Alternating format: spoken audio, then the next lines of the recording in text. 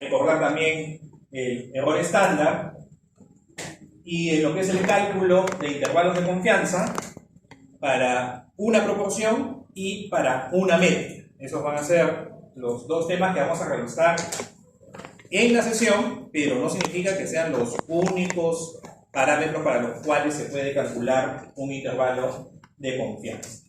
Entonces, empecemos. Y recordando desde lo que es el concepto de estadística, ¿no? La estadística es esta disciplina, una rama de las matemáticas que tiene como objetivo la recolección, procesamiento, análisis de datos, ¿no? Que se van a tomar en un grupo de observaciones, ¿no? En nuestro caso van a ser básicamente pacientes, para poder conocer las leyes que están detrás del comportamiento de esos fenómenos matemáticos, o sea, de esos indicadores estadísticos, que es la teoría de probabilidades, que ya vimos en las semanas previas, pero con la finalidad última de poder predecir, de poder estimar, de poder aproximarnos a lo que sucede en las poblaciones. Esta última parte, el poder llegar a conocer qué es lo que sucede en las poblaciones a partir de los datos de las muestras, conociendo la teoría de probabilidades, es la inferencia estadística. Algunos detalles a tener en cuenta. Población. La población es este conjunto de elementos que uno va a definir. Mi población está constituida por X, Y, Z. Para efectos del curso, vamos a identificar a una población con una letra N en mayúscula. ¿Ya? Esa va a ser la forma como vamos a identificar a la población en el curso. Y las características que me van a ayudar a conocer, a describir, a poder tener, ¿no?, esta aproximación de la población, estadísticamente hablando, estos cálculos que hacemos para la población se denominan parámetros. Como les decía al grupo anterior, incluso el decir parámetro poblacional podría ser considerado una redundancia, porque ya el término parámetro aplica solamente para la población. Entre los parámetros que más vamos a ver en el curso está esta letra. A ver, Bruno Mantilla. Bruno. ¿Esta letra cómo se llama? ¿Y qué representa? Ángela Mena. Ángela. ¿Qué representa esta letra? Geraldine Mendoza. La media, ¿no? Mu representa a la media. Fabricio, ¿esta letra cómo se llama? ¿Y qué es lo que representa? Ya, es una probabilidad, pero para efectos de parámetros que vamos a ver hoy día, o sea, no está mal lo que dice, pero Stephanie, Pi, ¿qué representa? Pierina Montes. Pierina. Gian Moreno. Hoy día vamos a ver el cálculo de intervalos de confianza para dos parámetros. Uno es la media. ¿Cuál es el otro parámetro? Lo acabo de decir en la primera diapositiva, la segunda diapositiva, T más a la trata. Junior Muñoz. Proporción. Y proporción. Brian Narciso. ¿Cómo se llama esta letra? ¿Qué representa? Desviación estándar. ¿Ok? Estos son los parámetros. ¿Cómo llego a conocer los parámetros? Una primera posibilidad que no lo vamos a hacer, sería un estudio de toda la población. ¿Cómo se llama el estudio en el cual tomo la información de toda la población? ¿Cómo se llama? Censo. Censo. No vamos a hacer un censo. Entonces, ¿qué es lo que vamos a realizar? Vamos a obtener una muestra. En la muestra vamos a llamarle así, los equivalentes a los parámetros, que son los estadísticos. ¿Ya? Que son estas características en la muestra. X barra, la media. La P, la proporción. S, desviación estándar. Esta es la nomenclatura que vamos a emplear en el curso. Y N minúscula para representar el tamaño de la muestra. Vamos a tener un procedimiento mediante el cual extraemos una muestra. La próxima semana vamos a hablar sobre las diferentes técnicas, estrategias de muestreo. Y a partir de la muestra vamos a aproximarnos al conocimiento de los parámetros o cómo se comportan los parámetros mediante las técnicas de inferencia estadística, que podemos agrupar de una manera muy, muy amplia en dos grandes procedimientos.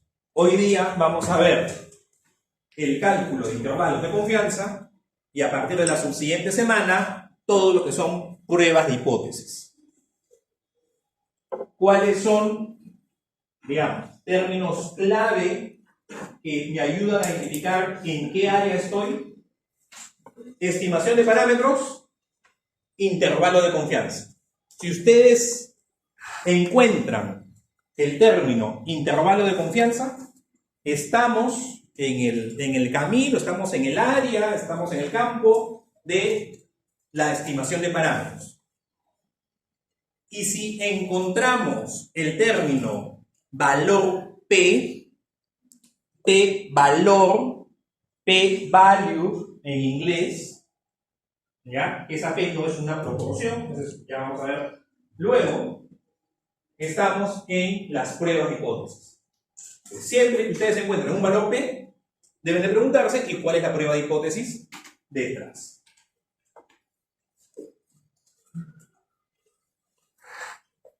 Cuando realizamos una investigación, vamos a trabajar con una muestra. Y esa muestra es una de las tantas muestras posibles que podemos obtener.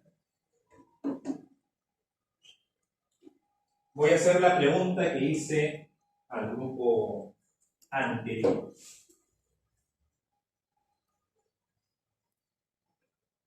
Imaginemos que ustedes son la población. ¿Ok? Imaginémonos que ustedes son la población.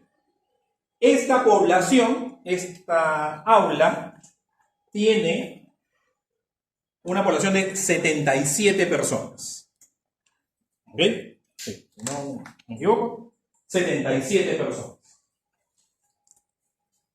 ¿Cuántas muestras de tamaño 5 podría obtener? Muestras aleatorias. A ver, José Neira. Por eso, calcula.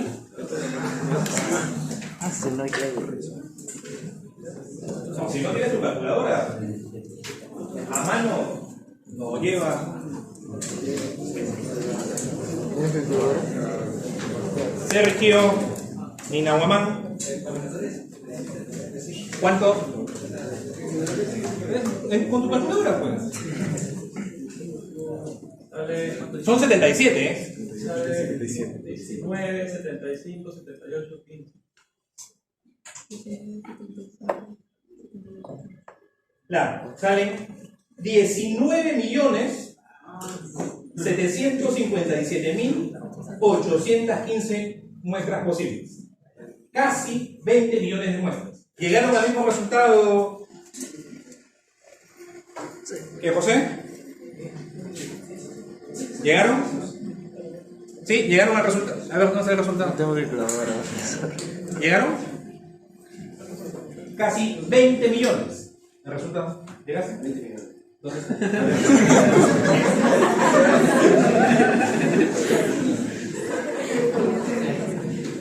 A ver, si no usan bien su calculadora, ¿ya?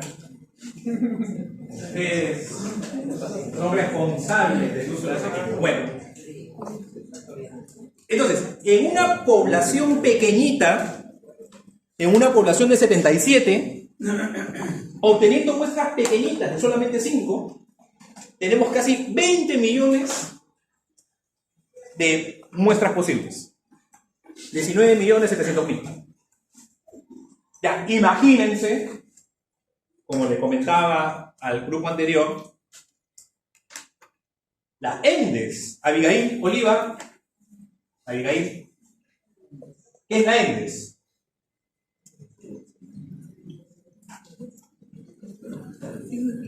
Yossi Ortega, ¿qué es la ENAO?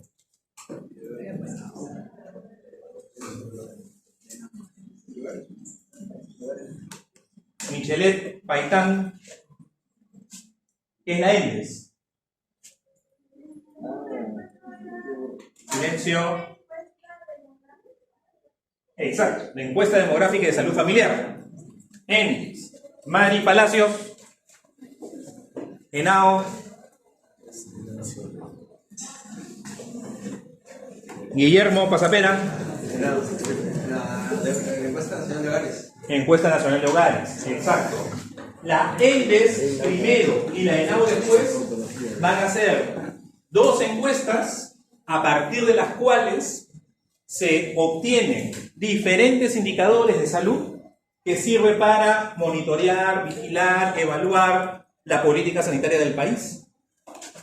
¿De dónde sale el dato de la prevalencia de desnutrición crónica en niños menores de 5 años? ¿De dónde sale el dato de la prevalencia de anemia en niños menores de 5 años? ¿De dónde sale el dato del gasto que hacen las familias en salud? De estas encuestas.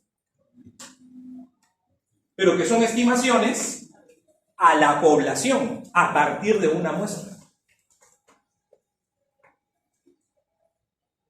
Imagínense nomás, porque las calculadoras no van a resistir los números. Aproximadamente, la ENDES tiene una muestra de 25.000 mujeres en edad fértil. Imaginemos que en el Perú hay 8 millones de mujeres en edad fértil. Ya, imagínense el combinatorio en 8 millones de 25.000. ¿Cuántas muestras posibles podríamos tener? No sé, pues, Googles de muestras, ¿no? Google es 10 al no sé cuánto, ¿no? Ya. Eso tendríamos. Pero ¿con cuántas de esas muchas muestras vamos a trabajar? Con una. Con solamente una de las muestras. Entonces, en un estudio de la población puedo obtener N muestras, X muestras, ¿no? Un número muy grande de muestras. De todas las muestras posibles, vamos a trabajar solo con una de ellas. Y a partir de esa única muestra, tengo que confiar en llegar a conocer el parámetro. Confiamos que la prevalencia de desnutrición crónica en el Perú es tal valor. Confiamos. Confiamos que la prevalencia de anemia en niños menores de 5 años es de tal valor. Confiamos. Las encuestas de salud mental del Instituto Nacional de Salud Mental, ¿no? Honorio Delgado y de Yonoguchi, cuando nos dice la prevalencia de síntomas depresivos en Lima metropolitana en adolescentes. Confiamos. Las encuestas que hacía de vida sobre consumo de drogas, lo mismo. En todos los casos, estamos trabajando con una de las XN muestras posibles. Entonces planteamos las siguientes preguntas. Si se seleccionan todas las n muestras, imaginemos ese supuesto, ¿no? En ustedes, imaginémonos que extraemos las casi 20 millones de muestras de tamaño 5 en esta población. Tenemos las 20 millones de muestras. Cada una de ellas tendrá como media muestral el valor del parámetro. No. Ojo, aquí todos vamos a hablar de media, pero esto aplica también para la proporción, para cualquier otro indicador estadístico. Entonces, no vamos a tener en todas el mismo valor. Sin embargo, y aquí viene la segunda pregunta, la mayoría de los valores, ¿cerca a qué valor van a estar? No. Cerca al parámetro. Cerca al parámetro. Y la tercera pregunta es clave. Esta pregunta es la vital. Si obtenemos las medias de las medias, o sea, nosotros tenemos 20 millones de medias de cada muestra tamaño 5 que hemos obtenido de esta población. Si calculamos el promedio de esas 20 millones de medias, ¿qué resultado vamos a tener? El parámetro. Esto quedó claro porque en el grupo anterior había ciertas dudas. Es la pregunta 3. ¿Queda clara? ¿Y queda clara su respuesta? Mari Palacios. Mari. ¿Quedó claro? Si te digo que hagas un ejercicio que lo demuestre, ¿lo puedes hacer?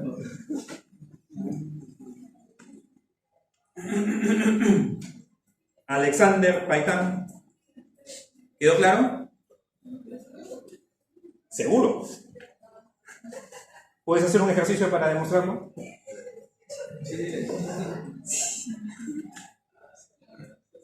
Jim Peñarrera.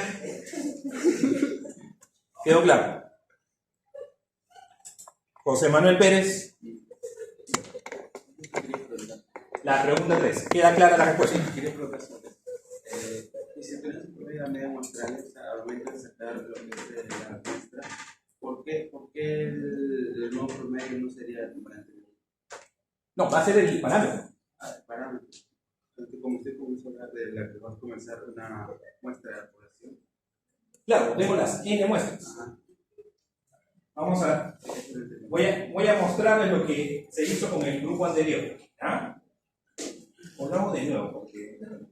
Mejor de nuevo, porque acá ya está la demostración. Vamos a hacerlo de nuevo con otro piso. ¿Ya?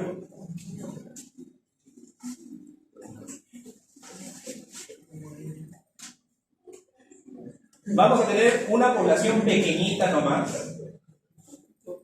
Una población pequeñita de 5 personas. ¿Ok?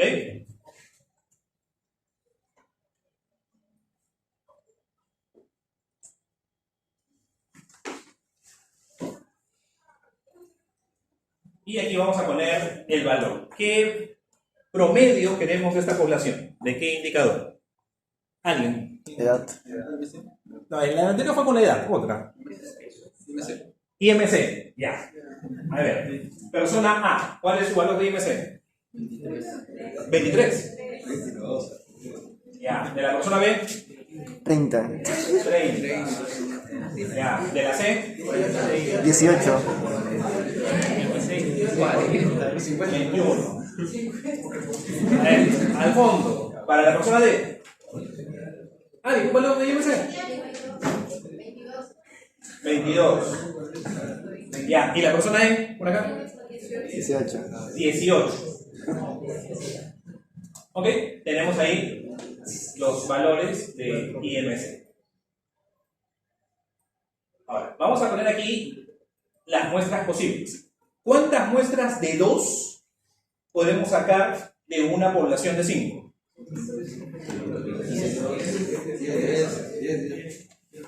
Entonces, vamos a hacer acá las 10 muestras.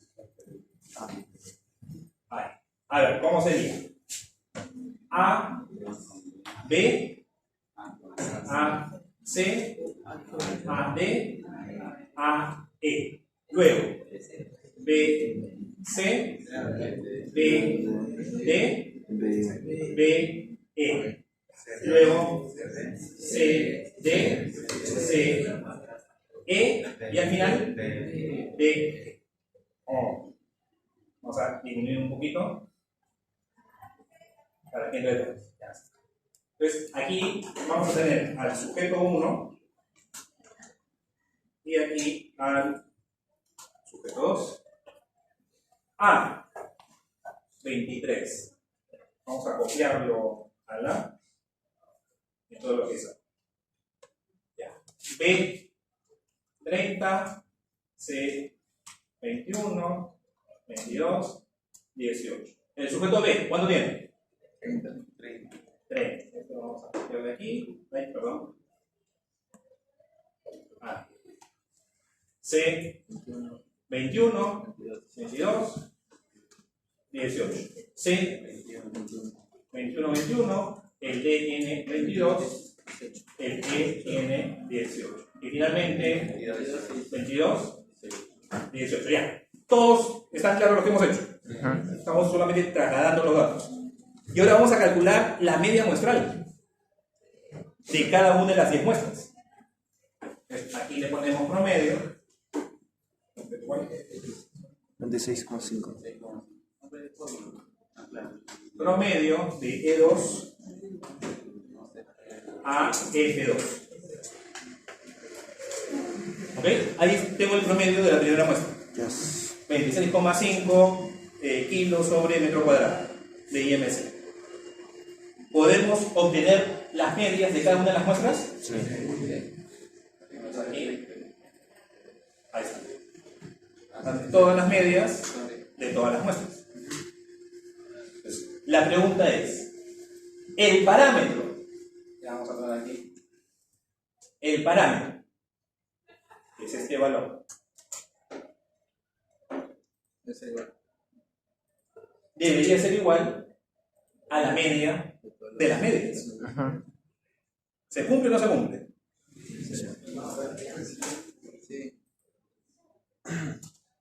Oh. No es magia, es matemática. ¿Ya?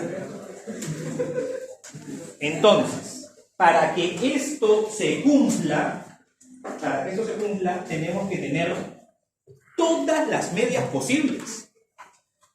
¿Qué pasa si falta una de las medias muestrales? ¿Qué pasa si esta muestra desaparece? Ya no coincide. Eso se cumple cuando tengo todas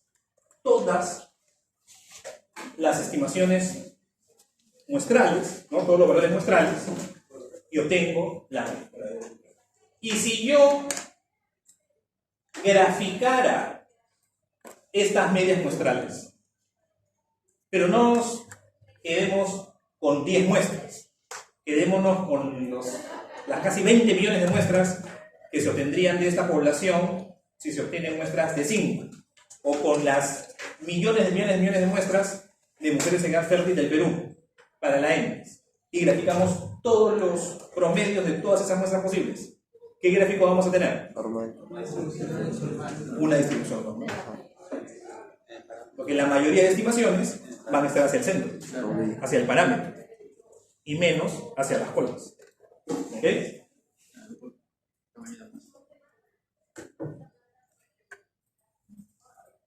Entonces, la pregunta 3, si obtenemos un promedio de todas las medias muestrales, ¿qué valor tendremos? El parámetro. Y si representamos gráficamente todas las medias muestrales, ¿qué gráfico obtenemos? La distribución. Y cuando graficamos todas esas medias muestrales, todas las medias muestrales, la desviación estándar de todas esas medias muestrales, ¿qué nombre va a recibir? Error estándar. Ese es el error estándar.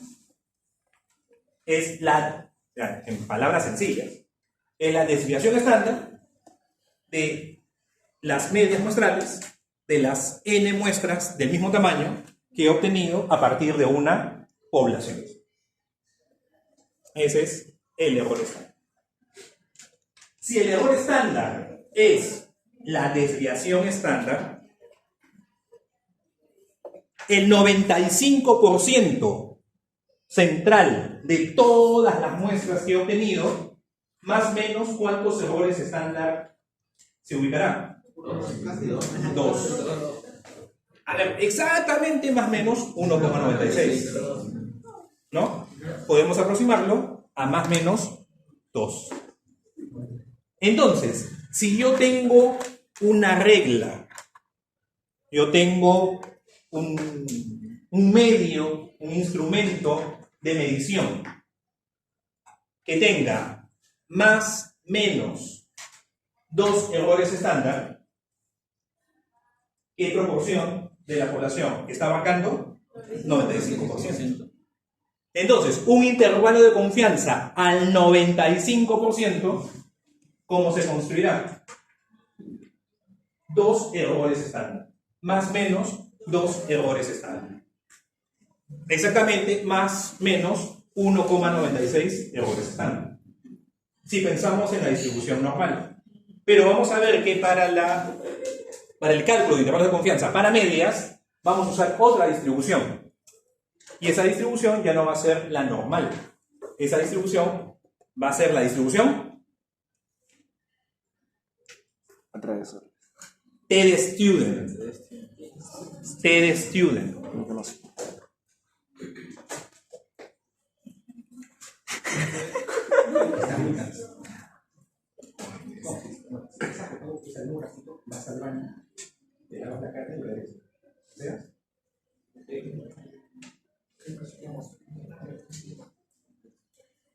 Ya, y esta pregunta no va a venir en un examen, pero a veces la hago, ¿no? No en el examen, sino en la clase. ¿Quién describió la distribución T de student? Student fue un seudónimo. Fisher, no fue Fisher. Gosset. William Gosset. ¿Y por qué? Ya, aquí está. A ver, si la pregunta anterior era difícil, esta ya mucho más difícil. ¿Por qué Gosset publicó como student y no como Gosset? Porque el artículo se publica como student. ¿Por qué usó un seudónimo? Ya, esa la dejo, esa curiosidad histórica de la estadística se la dejo ahí. Silencio.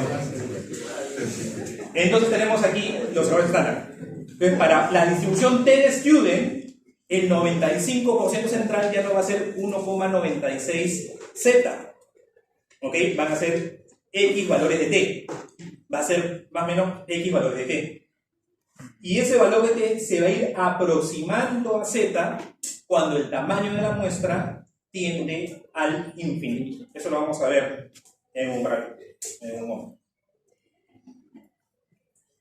Y solamente esto es para recordar de la clase de hace 2 semanas sobre el teorema del límite central.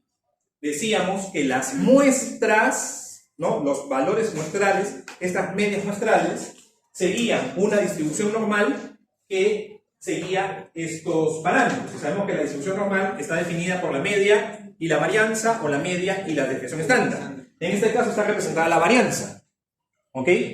Entonces, el error estándar es la raíz cuadrada de esa varianza. Por eso que el error estándar es sigma entre la raíz cuadrada de n. ¿Se acuerdan que eso lo vimos hace 2 semanas? Dijimos, esto es la varianza. Si yo quiero tener la desviación estándar a partir de este componente, le saco la raíz cuadrada. Sería sigma sobre raíz cuadrada de n. Por eso en sus libros aparece error estándar igual sigma entre raíz cuadrada de n. Esto viene del teorema del límite central. ¿Ok?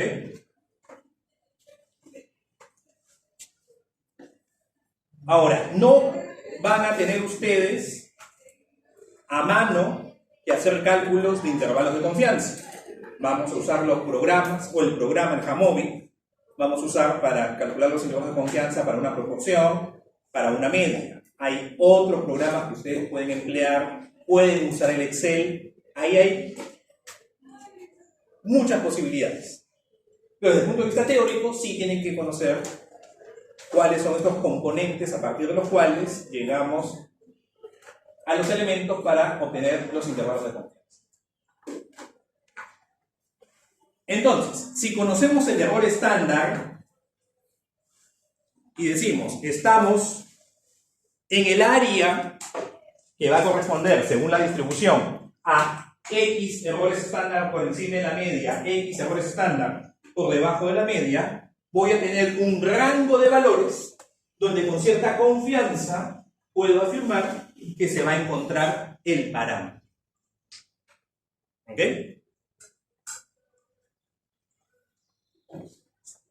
Ustedes, ¿no?, que son la población, ¿qué característica es la que queremos determinar? A ver, vamos a poner talla. ¿Ok? Vamos a poner talla. Ya, ¿cuál será la media de la talla aquí en el salón? ¿1,70 m? 68. 6'8". 65. Ya, imagínense, silencio, imagínense que la media sea 1,68 m. ¿Ya? Vamos a asumir que esa es la media. ¿Quiénes son los 5 más altos? Ernesto. A ver, pasen acá los 5 más altos. Pasen, rápido, rápido. Rápido, pasen, muchachos.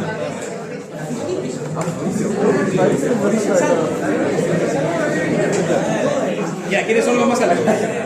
Ya, rápido, muchachos. Pasen acá.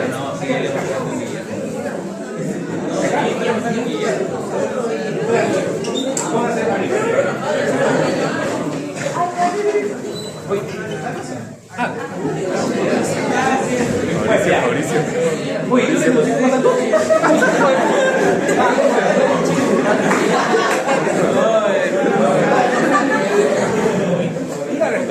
La diferencia notoria, ya. Pregunta. Esta muestra, imagínense, ha sido una muestra seleccionada al azar. Dentro de los 20 millones de muestras, esta puede ser una. ¿Sí o no? Es una posible dentro de las 20 millones de muestras. Esta muestra, si calculamos el error estándar, ¿ustedes cuánto miden? 79. 1,79 m. La media es 1,68 m. Calculando el error estándar y sumándole 2 errores estándar y restando 2 errores estándar, ¿esta muestra llegará a 1,68? No. Entonces, es posible que extrayendo una muestra aleatoria de la población, el intervalo de confianza que se construye a partir de esta muestra no incluya al parámetro. De las 20 millones de muestras que obtenemos, ¿cuántas no incluirán al parámetro al extraerlas? Si calculamos un intervalo de confianza al 95%. El 5%. Sí, ¿El lente, muchachos? Hasta escalera. Adelante. Vox Populi, Vox Dei.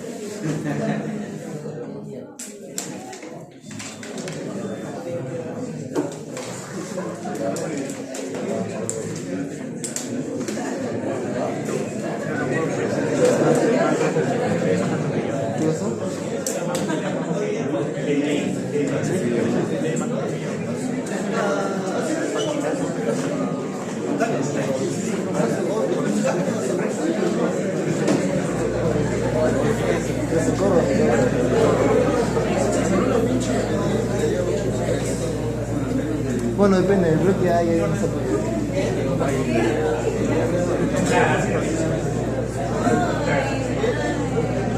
Ya, silencio, vamos a continuar. Entonces, esta muestra, habiendo sido extraída de la población, no incluye al parámetro. A ver, bajen 3 de ustedes. Ya, los 3 que están acá más cerca, bajen 3. Y ahora, a ver, 3 metros, ya, pueden tomar asiento. 3 medianitos. Y por ahí hay que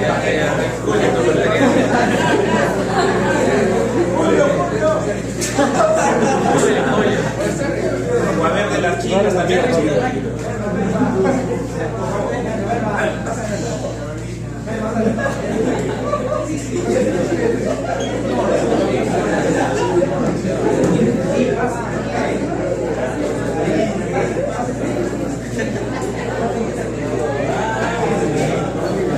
Ya, silencio. También tienen que agradecer que están colaborando. Suma, por favor. Ya. Ahora, si calculamos la media de esa muestra, porque esta es otra muestra posible de los 20 millones de muestras. Si calculamos el promedio ahora de esta muestra, ¿qué estatura dará? Más o menos. Más cerca. Tal vez 1,70 m. Por ahí, ya, 1,67 m.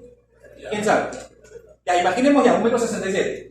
Ahora, esta muestra, cuyo promedio es 1,67 m. Si a ese 1,67 m le restamos 2 errores estándar, le sumamos 2 errores estándar, ¿incluye el parámetro? Sí. Una muestra como esta va a ser la gran mayoría de muestras que van a incluir al parámetro.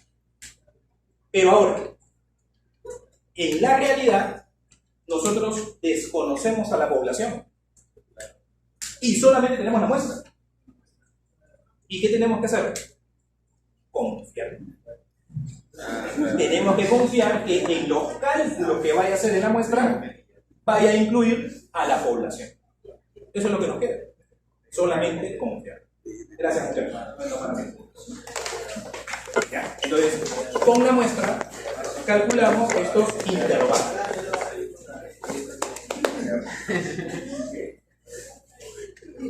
Profesor, una pregunta. Entonces, el nivel de confianza también sería equivalente con 95%. Claro, o sea, uno establece el nivel de confianza. Lo más usual es el 95%, pero puede ser 99, puede ser 90, uno lo establece. De la construcción de los intervalos de confianza, lo que vamos a ver y aplicar es de la siguiente manera. Estimación puntual de la muestra, más menos el valor de la distribución de probabilidad para un nivel de confianza determinado. Si fuera la distribución normal, para 95%, ese valor es 1,96, que ya lo conocemos. Pero para la distribución t-student, ¿qué valor va a ser? 1,96, 1,97, 1,50, 3,51. ¿Qué valor va a ser? Va a depender. ¿Va a depender de qué? De los grados de libertad. ¿Y qué son los grados de libertad? En sencillo para nosotros, va a ser un valor que está relacionado al tamaño de muestra. Es cuántos datos necesito si tengo el total para conocer el promedio. Entonces, si tengo el promedio, ¿cuántos datos distintos necesito? Son n-1. ¿Ya? Por ahí va. Es una forma práctica de decirlo. Entonces, voy a tener tantos valores de t como grados de libertad. ¿Tienen sus libros de estadística? Virtuales, sí. Sí. Ya, vayan a la tabla T de sus libros de estadística. Las tablas están usualmente al final de los libros. Vayan a la tabla T. Está en el grupo de estadística. En la tabla T, ¿quiénes tienen el Daniel? Está en mi casa. Nadie. ¿Qué libro tiene? Estadística amigable. Ya. Vayan a la columna, en la tabla T, debe haber una columna que dice alfa medios 0,05. Alfa medio 0,05. No, perdón, alfa medio no. 2 colas. O sea, dice, para 2 colas, alfa igual 0,05, no alfa medio. Alfa 0,05 para 2 colas.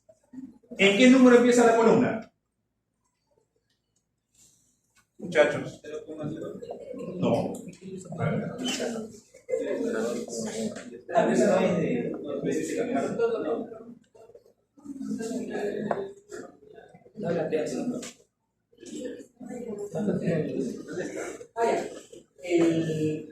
El que dice alfa medio 0,025 empieza con 12,70.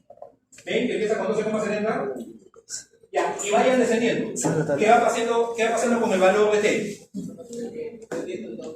Ya, y luego pasan, porque en la tabla en bioestadística amigable es como dos grandes columnas, porque la primera columna es grados de libertad. Primero dice 1 grado de libertad y es 12, algo, ¿no? Ya, para 2 grados de libertad, 4 algo, para 3, ya, y va disminuyendo. Pasen al segundo grupo de columna. Sigue bajando los grados de libertad. Aquí. Al final, ¿qué valor tiene? Cuando son 100 grados de libertad, tienen 1,99. ¿Qué es lo que está sucediendo? Está disminuyendo el valor. Y en algunos libros va a haber el símbolo infinito. Cuando los grados de libertad llegan al infinito o tienen al infinito, ¿cuál es el valor de t?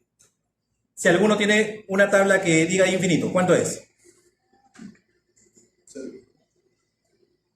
Ahí en tu tabla debe... No, no es 0. 1,96. A ver, síganme el razonamiento. Síganme el razonamiento. T está empezando en un valor de 12 para 1 grado de libertad. Luego baja a 3, algo. Y luego empieza a descender. Va a haber un grupo grande de valores T que están alrededor del 1,90 y algo. 1,99, 1,98 y sigue bajando. Si ustedes llegan al infinito, ¿cuál va a ser el valor de T? 1,96. Ya, y el valor 1,96, ¿a quién le recuerda? Al 95%. De la normal. Entonces, cuando la muestra es grande, la distribución T, ¿a quién se parece? A la normal. Pero cuando la muestra es pequeña, la distribución normal no funciona muy bien. Por eso es que Gosset describió la distribución T de Student. Pero cuando tenemos muestras que son pequeñitas, ya la distribución normal no funciona. No se adapta, no se ajusta, si usamos el término. Entonces, ¿qué distribución usamos? La T de Student. Y para muestras grandes, la T de Student se parece a la normal. Entonces, en todos los escenarios, T de Student. ¿Ok? Ahora, vamos a... Y el nivel de confianza por el error estándar es el margen de error. Los intervalos de confianza que vamos a estudiar son para la proporción y para la media. Vamos a empezar con la proporción. Proporción pi, media, mu.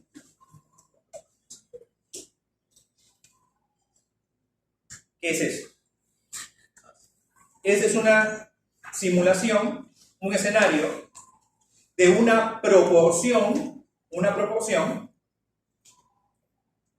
poblacional, el parámetro 22%. Y yo he obtenido 100 muestras del mismo tamaño. Así como ahorita hemos obtenido 2 de las 20 millones de muestras que podemos sacar de ustedes, aquí se han seleccionado 100 muestras. Con cada una de esas 100 muestras que son del mismo tamaño, se ha calculado el intervalo de confianza. Y por ejemplo, la primera muestra que obtuvimos, ¿no? Donde estaban los chicos los más altos del salón, sería tal vez una de estas muestras. Que salió de la población, pero al calcular el intervalo, este no incluía al parámetro. La segunda muestra que obtuvimos, tal vez es una muestra que está por acá al medio. Que la media muestral, al calcular el intervalo de confianza, incluía al parámetro. Si obtenemos una muestra en el otro extremo, una muestra con los 5 alumnos que tienen la talla más baja aquí en el salón, va a ser una de estas muestras. Viene de esta población, es una muestra que viene de esta población, pero cuando calculamos el intervalo de confianza no incluye al parámetro. Si nosotros repetimos, ¿no?, 100 observaciones, esperamos que 95 incluyan al parámetro y 5 de ellas no lo hagan. ¿Ya? Ese es un intervalo de confianza al 95%. Para proporción, lo mismo para una media. Aquí se está evaluando la media de colesterol HDL. El parámetro, la media poblacional, es 1,09 milimoles por litro. ¿No? Aquí está en milimoles la concentración de este componente, ¿no? Este es el parámetro, la línea punteada. Y todas las líneas horizontales son los intervalos de confianza, con la estimación puntual en cada uno de los puntos. Hacemos un zoom y vean, tenemos muestras cuyo intervalo no cruza el parámetro, habiendo sido extraídas estas muestras de una población con una media de 1,09. ¿Ya? Proporción, entonces.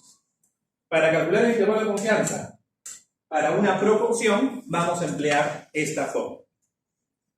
Cuando se cumplen los supuestos que están en la parte inferior. En resumen, y eso lo habíamos hablado hace 2 semanas, la binomial, ¿cuándo se aproxima a la normal? Cuando P por N y Q por N es mayor de 5. ¿Okay? Pues aquí echamos mano de la aproximación de la binomial a la normal. Y por ello, para un intervalo de confianza, para una variable cualitativa, empleamos una distribución que es una distribución para datos cuantitativos continuos, como la normal. ¿Ya? Por esta aproximación de la binomial a la normal.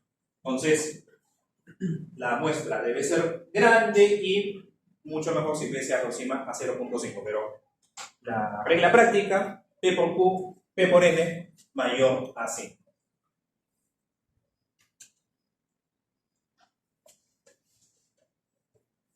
La proporción de la muestra, el valor de Z para el nivel de confianza que queremos trabajar, y esto que está en rojo, ¿qué sería?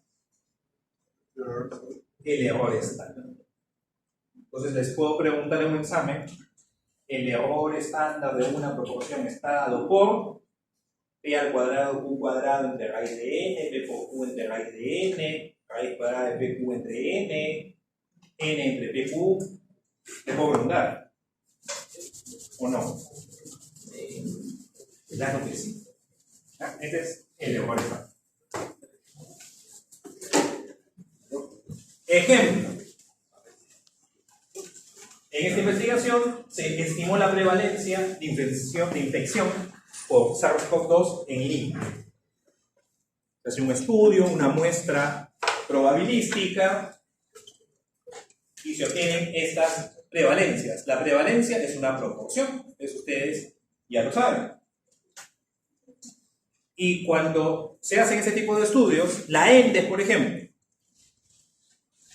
se obtienen los intervalos de confianza. Entonces, ¿cómo interpretamos, qué leemos, qué información nos da este intervalo de confianza? En el momento en que se hizo el estudio en Lima, con una confianza del 95%, podríamos afirmar que la prevalencia de infección por SARS-CoV-2 fluctuaba entre 17,2 y 23,5%. Eso es lo que me dice. ¿Es posible que la prevalencia de infección por SARS-CoV-2 en ese momento en Lima fuera menor a 17,2%? Sí. ¿Que fuera mayor a 23,5%? Quizá. También. Pero teníamos una confianza del 95% que en este rango se encontraba esa prevalencia. Se encontraba ese parámetro. ¿Era? la confianza que tenemos, esa seguridad que tenemos. ¿Ok? Ahora, esta fórmula se aplica cuando cumplimos estos supuestos. Pero ¿qué pasa si esto no se cumple? Tenemos que usar un método exacto. No vamos a entrar ya a cómo obtener intervalos de confianza cuando esto no se aplique. Cuando no se cumplen las condiciones. No vamos a entrar en el procedimiento. Pero sí hay varios, pero en particular un área que ya hemos visto rápidamente, donde vamos a tener aplicación de métodos exactos para intervalos de confianza. Va a ser en situaciones cuando la proporción que estamos estudiando se acerca mucho al 0 o se acerca mucho al 1. Y de lo que hemos visto, ¿qué indicadores nosotros queremos? ¿Qué queremos que sea 100%? Sensibilidad, especificidad, cierto. valores predictivos. Lo que yo quiero es que sean muy cercanos al 100%. ¿Yo estaría contento con una sensibilidad del 50%? No. No, yo quiero una sensibilidad del 99.9%. Yo quiero una especificidad del 98, 99, 100%, si se puede, de especificidad. Pero si tenemos una sensibilidad del 99% y haciendo nuestros cálculos, el margen de error, que sería la distribución Z por el error estándar, da 3% y tenemos sensibilidad del 99%, ¿cuál sería el intervalo de confianza? Estimación puntual 99, margen de error 3. Intervalo de confianza 96 a 102. ¿Puedo tener una sensibilidad mayor al 100%? Imposible. Ese es un error. No puedo. Entonces tengo que aplicar otros métodos para calcular los intervalos de confianza. ¿Qué son estos métodos exactos?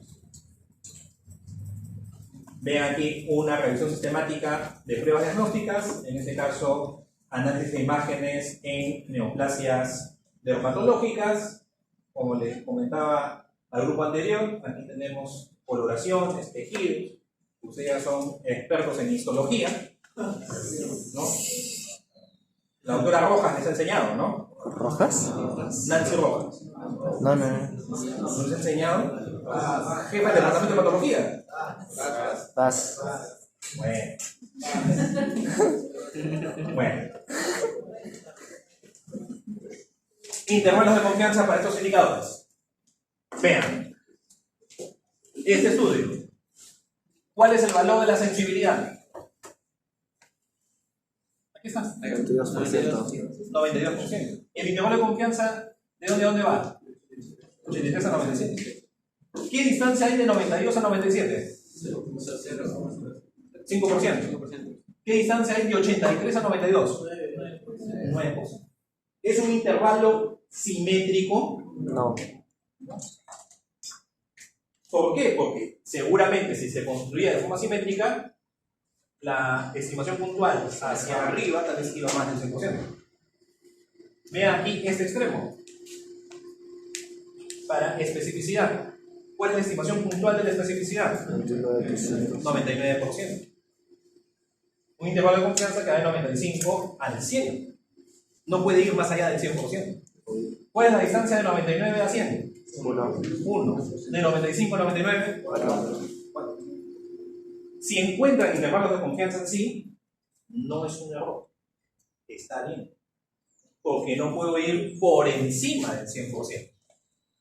Más bien, si ustedes encuentran un intervalo de confianza que les da un valor, estimación puntual, 98%, o un intervalo de confianza de 95 a 101%, eso más bien está mal. Porque una proporción no puede ser mayor al 100%. ¿Ok?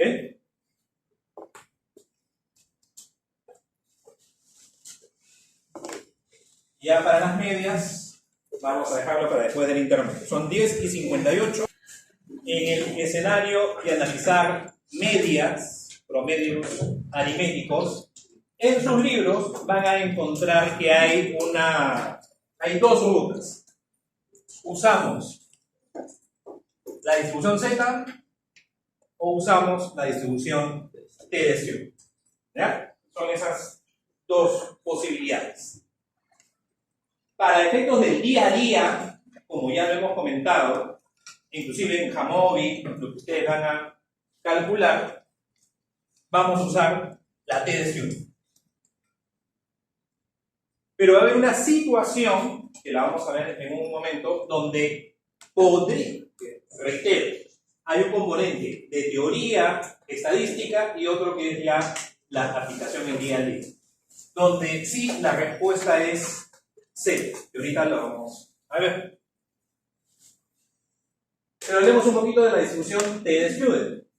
Recordemos la distribución normal. Esta es la fórmula de la función que describe a esta gráfica o a cualquier distribución normal, ¿no? Conociendo la media, cada uno de los valores, la desviación estándar.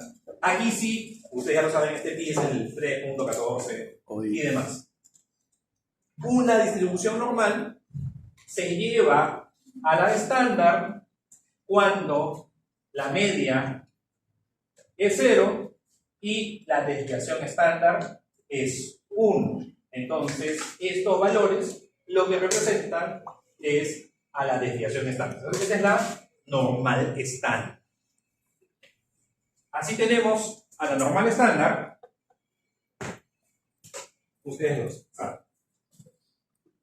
Ustedes dos saben. Sí, los dos. Y van a tener asistencia. Tienen sus apellidos.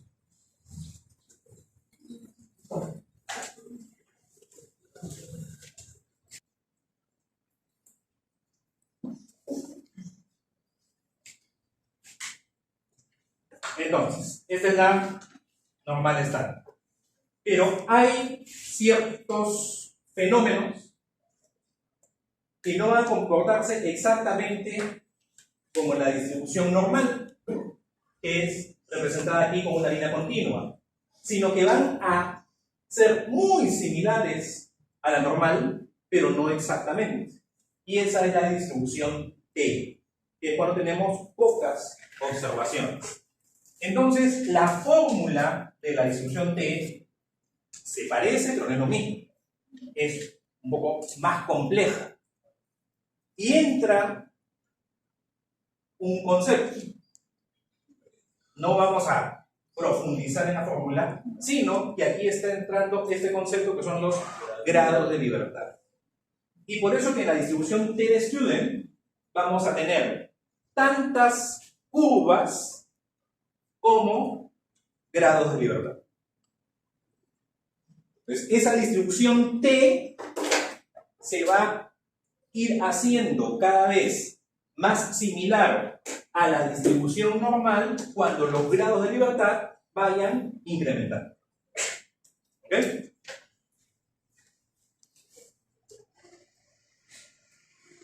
Entonces, para calcular los intervalos de confianza para una media, si la muestra es pequeña, tiene que cumplirse el requisito de la normalidad. Si la muestra es pequeña y no verificamos que la distribución sea normal, tendremos que usar métodos distintos a la Z, a la T.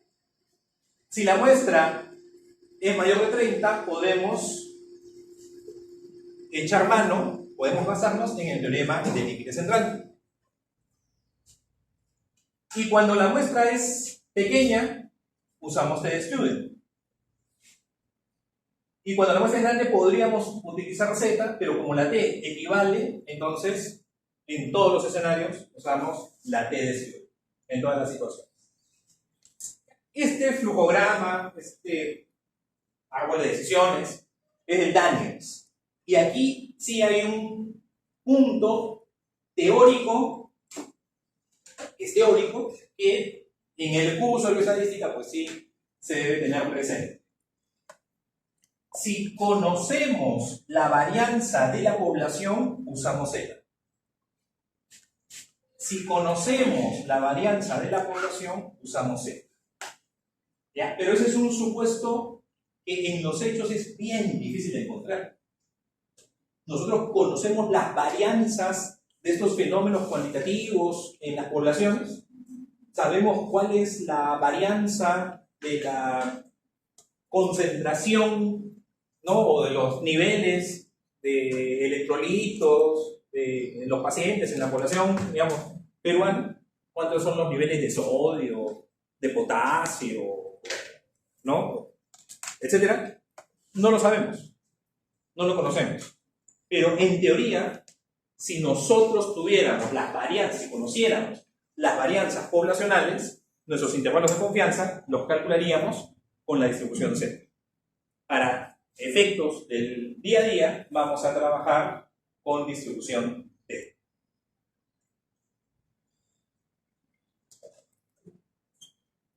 Distribución T se aproxima a la normal mientras los grados de libertad vayan incrementando.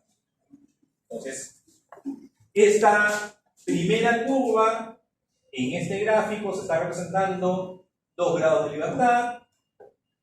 Esta otra con rayitas, ¿no?, quebradas, 5 grados de libertad. Esta continua, 30 grados de libertad, y ya se va pareciendo a la distribución normal. En este otro gráfico, lo mismo. La línea continua es la normal.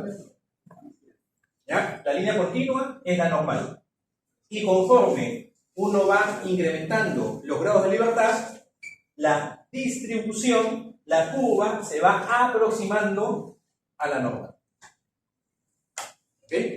Entonces,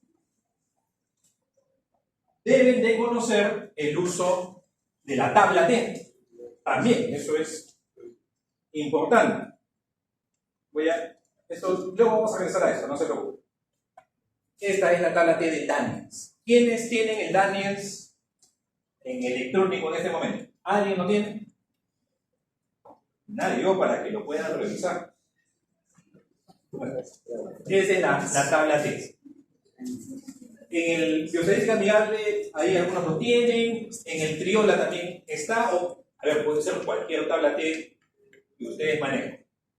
En las tablas T, lo que vamos a tener en la primera columna son los grados de libertad, que para el cálculo de intervalos de confianza es n-1. Si tenemos 1 grado de libertad, ¿la muestra de qué tamaño es? 2. Si tenemos 10 grados de libertad, ¿la muestra de qué tamaño es? 11. Y así sucesivamente. Y tienen que ustedes darse cuenta qué es lo que señala la parte superior de la tabla. En el Daniels, las tablas lo que dan es una probabilidad acumulada hasta cierto punto. O mejor dicho, el valor de T para un área hasta cierto punto. Si este gráfico me está señalando que hasta este punto llega el 97,5% del área, significa que estoy trabajando con el 95% central. ¿Eso queda claro? El 97.5% hasta un punto es el 95% central, porque tenemos el 2,5 a la derecha y tendremos 2,5 a la izquierda. Entonces, este valor de T es el que me señala el valor que voy a reemplazar en la fórmula. Este valor es para 10 grados de libertad. Vean, para 10 grados de libertad, el valor de T es 2,2281. Este valor. Y si nosotros descendemos por esa columna, si ustedes tienen sus tablas T que tienen, desciendan por esa columna, ubiquen la columna en su tabla T que empieza en el 12.706. ¿Ya? Ubiquen la tabla T que tienen la columna que empieza en el 12.706. En algunas tablas será 975, en otras será alfa medio 0,05, algunas dirán prueba bilateral 0,05, va a decir diferentes cosas. Por esa columna descienden y van hasta el último valor. Si el último valor que encuentran dice infinito, va a encontrar 1.96. ¿Está bien? ¿Ya? Entonces, aumento los grados de libertad, se aproxima, la distribución T se aproxima a la Z. ¿Está bien? ¿Ya? Entonces, tienen que saber usar sus tablas. Yo les estoy mostrando en las teorías la tabla de Daniels, las tablas de Daniels. Les he mostrado la tabla de binomial, les he mostrado la tabla de Poisson, les he mostrado la tabla de normal. Ahora les estoy mostrando la tabla de normal de Student. Les puedo preguntar sobre el uso de tablas. ¿Ya? No se sorprendan si es que en alguna evaluación podría venir alguna pregunta sobre el uso de tablas. Les estoy avisando. Se les está explicando cómo usar las tablas. ¿Ya? ¿Alguna duda?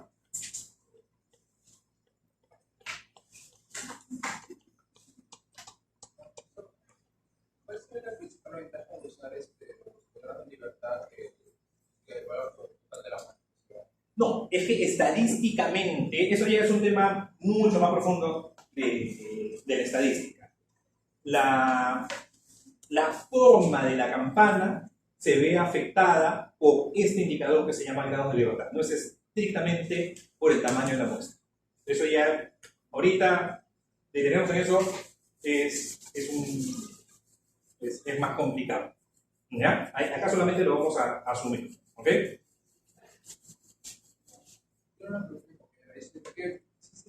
¿Qué pasa si aumenta más el grado de libertad? Se va pareciendo más a la normal. Es esto. Conforme se va yendo a la normal. Vamos a ver. Este de aquí.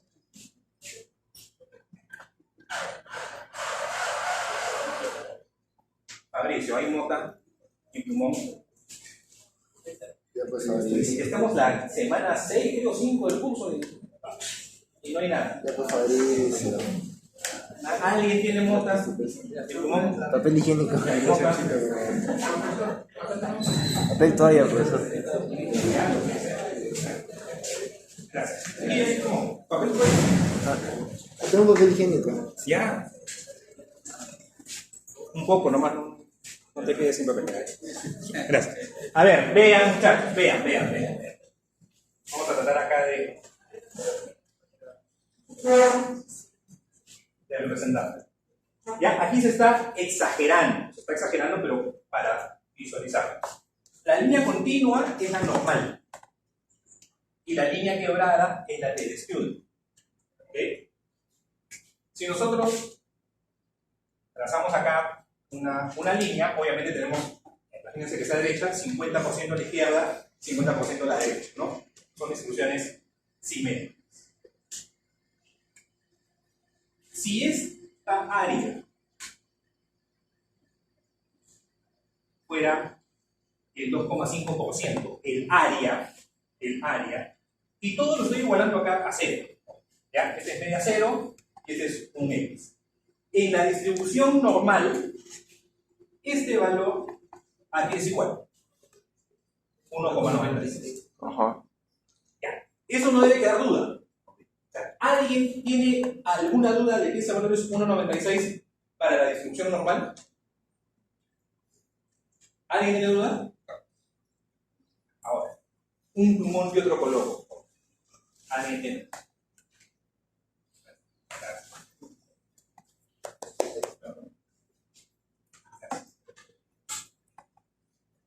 Ahora vamos a la T. Vamos a la línea que es quebrada. ¿Dónde tengo que cortar para que el área sea 2,5%? Más allá. Más a la derecha. Porque esta curva está por encima de la línea continua. Entonces, para tener 2,5%, tal vez tenga que cortar ahí. Y este valor en T de Student va a ser mayor. Tal vez este valor en T de Student sea 2,11, por decir algo. Entonces, el valor de T para un intervalo de confianza dado va a ser mayor que el valor de z. Pero cada vez se va a ir aproximando al valor de z conforme los grados de libertad se incrementan. ¿Ya? Y tiene esta forma porque se trabaja con muestras pequeñas, que fue lo que Gosset describió, porque veía que donde él trabajaba, que era en una fábrica, ¿no? Las distribuciones de unos productos que él analizaba, que trabajaba con muestras pequeñas, porque era un químico, ¿okay? No seguía exactamente la normal, se desviaba de la normal. Entonces, algo estaba pasando. Entonces, ¿qué hizo? Describió cuál era la distribución que mejor se acomodaba. Y esta distribución es lo que ahora conocemos como la T-distribución. Y Gosset no le puso el nombre T. Eso vino después. Entonces, la próxima semana, en la práctica, van a calcular intervalos de confianza con el jamón. ¿Cómo vamos a hacerlo? Ya para la práctica. Para proporciones, tienen que ir al módulo frecuencias. ¿Ya? Para proporciones tienen que ir al módulo frecuencias. Y van a seleccionar la primera opción que dice 2 resultados, prueba binomial. No se preocupen que acá diga prueba binomial. Eso no se ambos entran a esta opción. Van a trabajar con una base de datos, se les va a dar una base de datos. ¿Ya? Y dentro de esa base de datos van a tener variables cualitativas y variables cuantitativas. Esta base creo que se trabajó en la práctica 1, ¿sí? ¿No? Esta de infecciones por parásitos y demás. Entonces, queremos ahora construir un intervalo de confianza para la prevalencia de la infestación por parásitos. Ponemos ascaris lumbricoides, ¿ya? Y tenemos que marcar donde dice estadísticas adicionales, intervalo de confianza. Aquí está la clave del análisis. Por defecto, creo que el programa marca este casillero. Aquí lo he desmarcado para que no moleste la salida, para que no distraiga con más resultados. Y ustedes podrían establecer un diferente nivel de confianza. Ustedes pueden poner acá 92, 93, 80, 99. No hay ningún problema. Y aquí tienen la salida. De una manera ya ampliada, el 1 es el sí, ¿no? Está con la infestación. ¿Cuál es la prevalencia de infestación por ascaris lumbricoides? 16,4%, ¿no? 166 de 1010. 16,4%. ¿Y cuál es el intervalo de confianza para esta proporción? 14,2, 18,9%. ¿No? Entonces tenemos acá el intervalo de confianza para la proporción. ¿Ya? Entonces, por este camino es que van a calcular los intervalos de confianza para las proporciones. Y en el caso de las medias, en el caso de los promedios, los intervalos de confianza se van a solicitar en el primer módulo, que es el de análisis exploratorio. Este ya ustedes lo conocen, este ya ustedes lo han revisado. Y, ¿se acuerdan? Seleccionaban descriptivas. Y posiblemente ya obtuvieron algún intervalo de confianza, solamente que en ese momento todavía no tenían todos los elementos para interpretarlo. Vean, aquí se está ingresando pervitina sérica, que era una de las variables de esta base de datos, y dentro de las opciones de resultados que podemos obtener, en la parte inferior donde dice dispersión de medias, está el recuadro intervalo de confianza para la media. ¿Ya? Tienen que ir donde dice dispersión de medias. Acá no se distingue tan claro, ya ustedes en sus casas, en sus programas, lo van a visualizar mejor. Y también pueden poner para qué nivel de confianza desean ese intervalo. Por defecto, el programa lo pone al 95%, pero ustedes pueden ponerle el que deseen.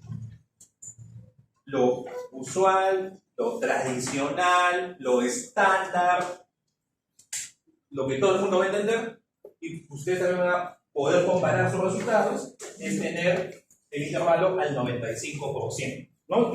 Aquí cuando está la salida,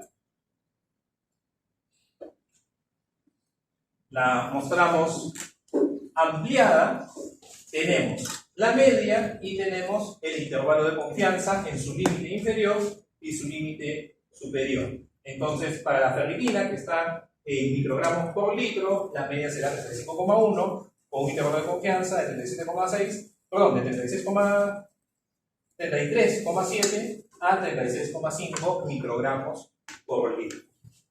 E incluso el programa es lo que pone en la nota de pie, ¿no? Que ese intervalo de confianza está siendo calculado con n-1 grados de libertad para la distribución T de Stewart. En esta base de datos,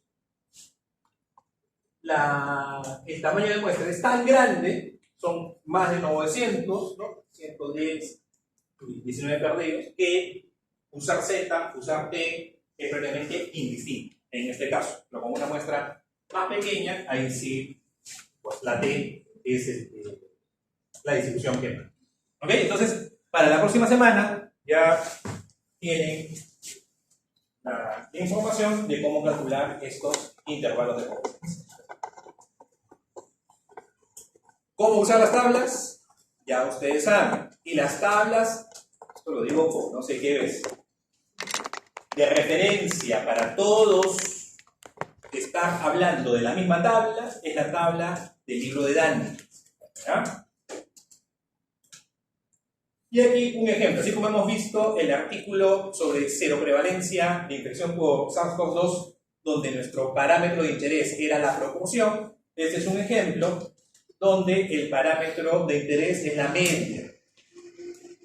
Tenemos indicadores de espirometría y otras variables cuantitativas que los autores analizan, y aquí tenemos los resultados. ¿Ya? Está chiquito, no se preocupen si ustedes lo ven mejor en sus tablets, en las diapositivas que tienen. Media e intervalo de confianza. En este caso, la media de edad fue 35 años con un intervalo de confianza de 33 a 37. ¿No?